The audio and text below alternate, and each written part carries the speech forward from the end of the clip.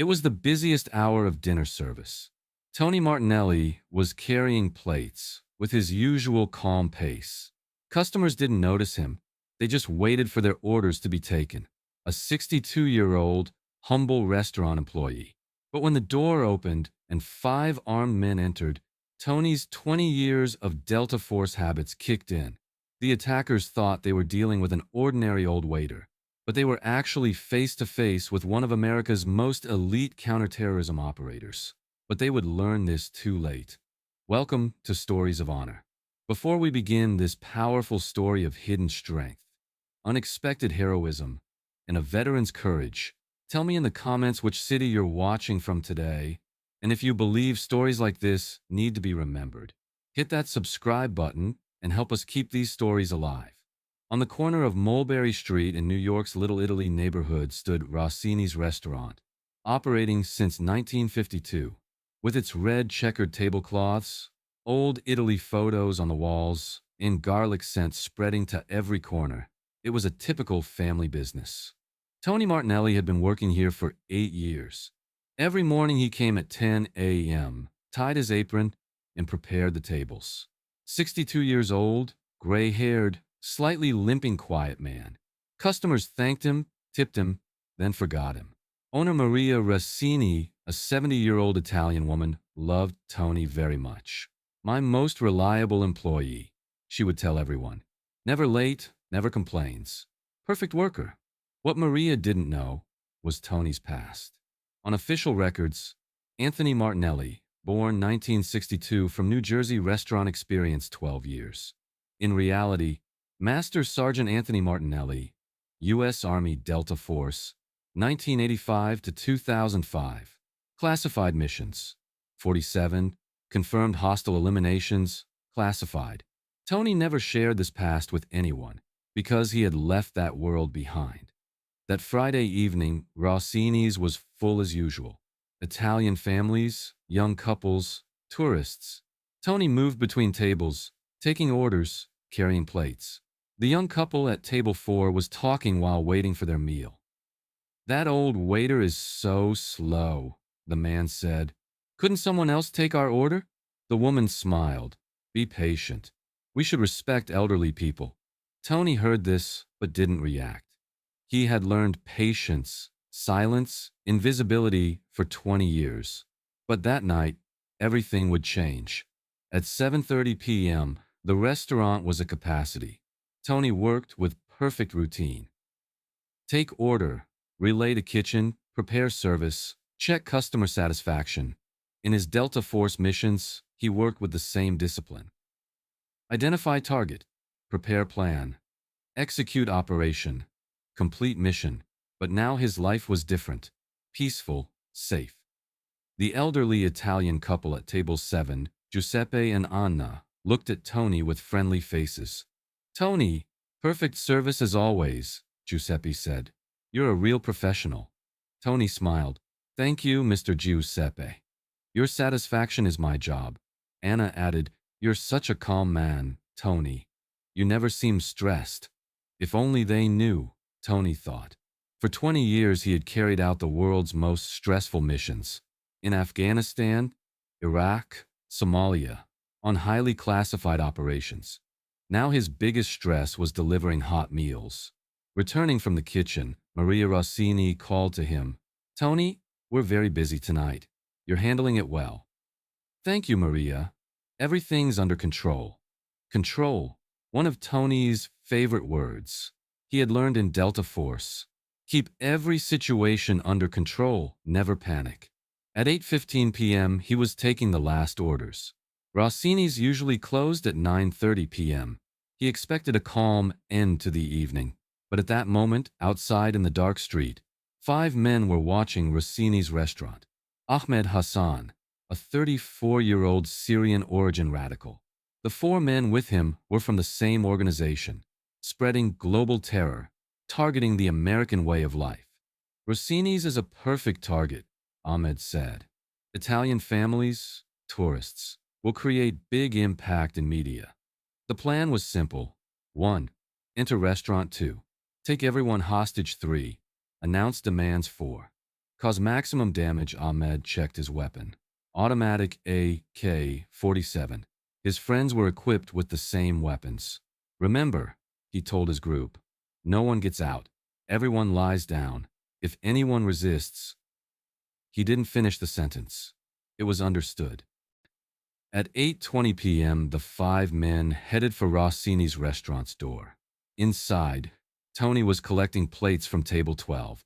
At that moment, he heard the door burst open violently.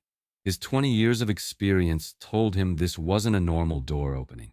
When he looked up, he saw five masked, armed men. Tony's pulse quickened, but not from panic. Adrenaline. Familiar. He had lived this feeling for 20 years. Mission mode activated. As Ahmed and his team stormed into the restaurant, he shouted, "This is a terrorist attack. Everyone get down. Nobody move." Customers screamed in panic. Tables overturned, plates broke. Children began crying. Tony dropped the plates, intentionally. The broken ceramic pieces could be potential weapons. Delta Force training kicked in. Automatic situation assessment. Threats. 5 armed terrorists. AK-47 automatic weapons. Professional coordination customers. 47 civilians. He counted quickly. 12 children, highest risk group. 2 elderly, limited mobility. Environment, narrow space, tactical advantage. Multiple exits, back kitchen, side door. Improvised weapons, knives, plates, chairs. Mission, protect all civilians. Neutralize threats. Old waiter, you? Ahmed pointed at Tony. Lock the door. Tony approached slowly. Okay, please don't hurt anyone. Ahmed laughed. No one who cooperates will get hurt. As Tony locked the door, he secretly left the security chain loose. For easy entry when police arrived. At the same time, he mapped the restaurant layout in his mind. Kitchen door, 15 meters. Back exit, 20 meters. Phone, on counter, for police. Knife set. In kitchen, he began forming a plan. Ahmed stood in the middle of the restaurant and shouted, "This place is now under our control. No one leaves until our demands are met." Tony stood in the corner, trying to remain invisible. A 20-year habit. A terrorist went to elderly Giuseppe and Anna. "You two, stand up." Giuseppe stood up, trembling. "Please, sir, we're old people. We won't cause trouble." "Shut up." The terrorist pointed his gun. At this point, Tony decided to intervene, but he had to be careful. He slowly stepped forward. "Sir, that elderly couple are my customers. Don't hurt them. I'll help you." Ahmed looked at Tony. "Who are you?" "Just a waiter. I know this restaurant very well. I can help you." Tony was applying psychological warfare, making himself valuable, gaining the terrorists' trust. "How can you help?" Ahmed looked suspicious. "Police will come in maximum 10 minutes. I can show you exit routes. There are secret doors here." This was half a lie. But Tony wanted to draw the terrorists' attention. Ahmed thought, this old waiter might be useful. "Okay, but if you try to trick us, I'll kill that old couple first." Tony nodded. "Understood, sir." The first phase of the plan was successful. Now he had to build trust. For the next 15 minutes, Tony played the helpful waiter role to the terrorists. He explained the restaurant layout, showed the back doors, but he was actually doing something completely different. 1. Intelligence gathering. Assessed each terrorist's position. 2. Weapon status. Observed who was more experienced. 3. Weak points. Planned when he could intervene. Ahmed was beginning to trust Tony. "You're a smart man, old waiter. Maybe we won't kill you." "Thank you, sir. I just want to get home safely." He had learned in Delta Force training, gain the enemy's trust, then strike. At that moment, Maria Rossini was crying in the corner. Tony's heart broke looking at her. This woman had given him a job, trusted him. Now it was Tony's turn to protect her. A terrorist went to the kitchen. Tony realized this was an opportunity. "Sir," Tony approached Ahmed. "Before police come, Would you like to move all customers to the back room? It would be more controlled. Ahmed found this suggestion logical. Good idea. You lead. Tony began directing customers to the back section, but actually, he was moving them to a safe zone. The plan was working. During the transition to the back room, Tony whispered to Giuseppe, "There's an exit through the back door. Be ready when police come." Giuseppe was surprised. How will police come? No one could call. Tony winked. He'd actually called police from the kitchen landline. A 2-minute short conversation. 911, what's your emergency? Rossini's restaurant, 247 Mulberry Street. Armed terrorist attack. 5 gunmen, 47 hostages. Implement Plan A. Plan A was Tony's own code, from his old FBI connections. The dispatcher was surprised. Who are you? Sergeant Martinelli. Situation under my control. Give me 20 minutes. He had experienced similar situations 20 years ago. He knew the protocol. Now he just had to buy time. Ahmed called Tony.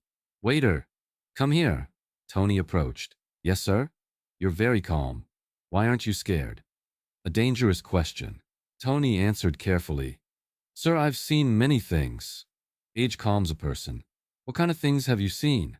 In the restaurant business, fights, thefts. Nothing surprises me anymore. Ahmed was convinced. Tony was just an experienced waiter. Big mistake. At 7:50 p.m., faint sounds began to be heard from outside. Police surrounding operation. Ahmed tensed. Police are here. How did this happen? Tony shrugged. Someone might have seen, or one of the phones that weren't working. You! Ahmed pointed his gun at Tony. You called them. No, sir, I'm with you. Why would I betray you? Ahmed was feeling uncertain. Had this old waiter called the police? At that moment, megaphone sounds came from outside. Armed group inside. This is FBI. The restaurant is surrounded. Surrender. Ahmed began to panic. Damn it. Plan changed. He shouted to his friend, prepare the hostages. We'll negotiate an exit. Tony was waiting for this moment. Panicked terrorists make mistakes. Their attention scatters. It was time to act. Tony made an excuse to go to the kitchen. Sir, should I bring water for the hostages? Ahmed nodded. His head was confused. In the kitchen, Tony took the knife set. 3 small kitchen knives.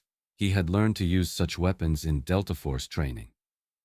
At the same time, he cracked open the back door. Signal for police SWAT team. When he returned, Ahmed was on the phone.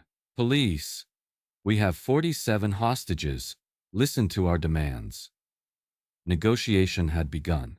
Perfect timing for Tony, because during negotiation, terrorists' attention turns outside. Interior security loosens. Tony selected his first target. Terrorist standing by the kitchen. Back turned, unprepared. 20 years of muscle memory kicked in. Tony silently approached. A Delta Force movement pattern. Left hand covers mouth, no sound. Right hand brings knife to neck, carotid artery. Within 3 seconds, the first terrorist was neutralized. He took his weapon, AK-47. Familiar weight. The second phase was beginning. Tony approached the second terrorist from behind. This man was watching the hostages. Same technique. Silent approach. Rapid neutralization. The second terrorist also fell to the ground. Now Tony had 2 AK-47s in his hands, and 3 terrorists remained. Ahmed was still negotiating on the phone. Unaware of the situation, Tony assessed the third terrorist's position, in the middle of the restaurant, very close to hostages. A risky target. This time, he would use a different tactic.